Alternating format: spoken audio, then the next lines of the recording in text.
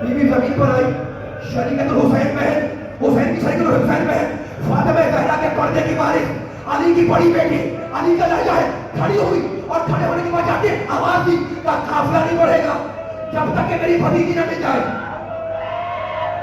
مقصد کی جملے سجاد آئے کہ پھوپھی اماں ہم جائیں بچی کو ڈھونڈنے، کہ بیٹے بھائی نے اسے آخری وقت میرے حوالے کیا تھا، تو یہی قافلے کے پاس ٹھہر، میں جاؤں گی. شہزادی زینب چلی، شہزادی ام کلثوم چلی اور آواز دیتی ہوئی چلی، سکینہ سکینہ اگر تمہارے کانوں میں ہماری آواز آئے تو لبیک کہنا.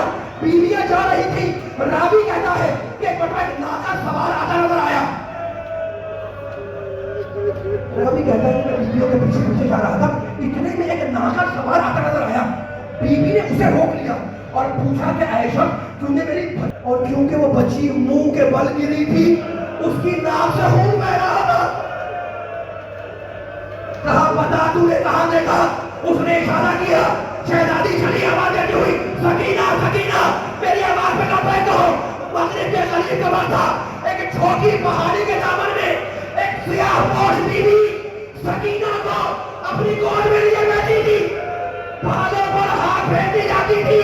شہزادی دوڑتی ہوئی گئی، بچی کو اپنی گود میں لیا اور کہا بیوی آپ کا شکریہ، یہ میرے مرحوم بھائی کی نشانی ہے، آپ نے میرے مرحوم بھائی کی نشانی کی حفاظت کی. بیوی بس اتنی التجا ہے کہ چہرے سے نقاب الٹے تاکہ میں اپنی محسنہ کو پہچان لوں.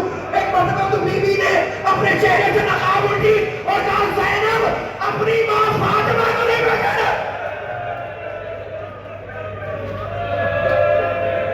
تم رو رہے ہو، دیکھو اصل عاشور پر حسین کی پیاس ختم ہو گئی، عباس کی پیاس ختم ہو گئی، لیکن جملہ سنتا قافلہ شہر ہند سے قریب پہنچا، قافلے کو روکا گیا.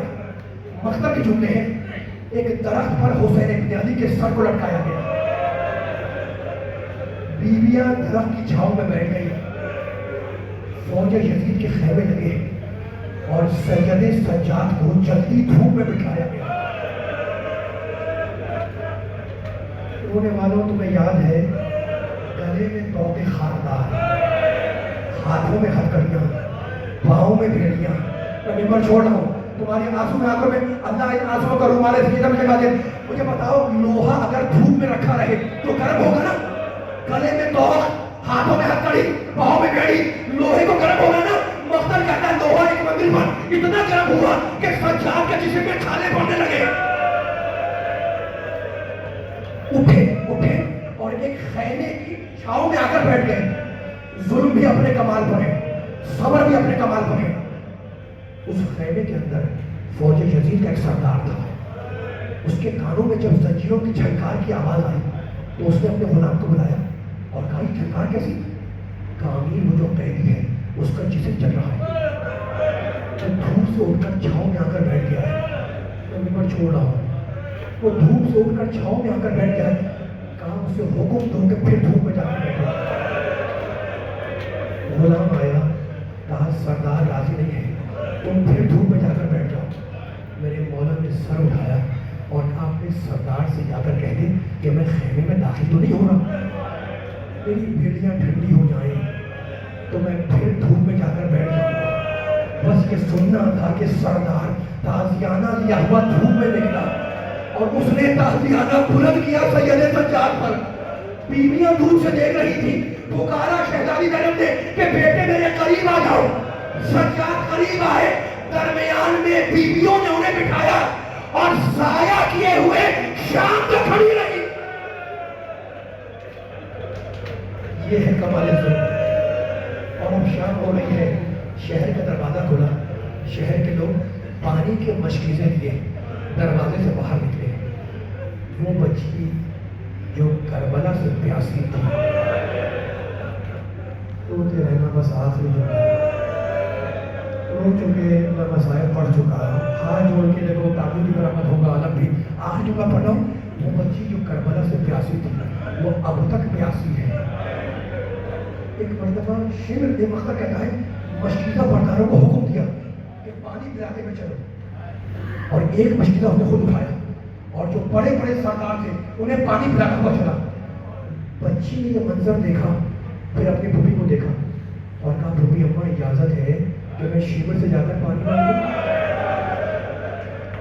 کہا بیٹی اگر وہ دے دے تو جا کے مانگ لے۔ بچی آئی، آنے کے بعد اس نے شیور سے کوئی مطالبہ نہیں کیا، کھڑی رہی، بس وہی کیا جو اصغر نے کیا، اپنی سوکھی زبان نکالی، شیور کو دکھلا دی۔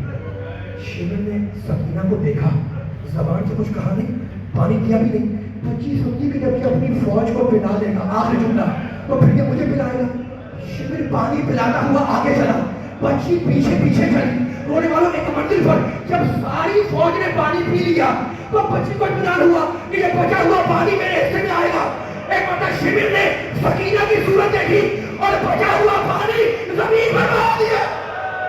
پانی کا بہنا تھا، بچی پورے قد سے زمین پر گری، اپنا رخ سارا پانی میں رکھ دیا۔ شیور نے تازیانہ اٹھایا، تازیانے کا اٹھنا تھا کہ بچی گھبرا کے اٹھی اور ایک سر کو مخاطب کرنے کا